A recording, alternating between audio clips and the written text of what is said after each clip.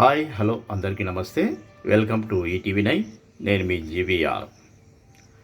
కూటమి ప్రభుత్వంలో ఏపీఎస్ఆర్టీసీ వారు ఆంధ్రప్రదేశ్ రాష్ట్రంలో నివసించే మహిళలందరికీ, బాలికలకు, ట్రాన్స్జెండర్కు అందరికీ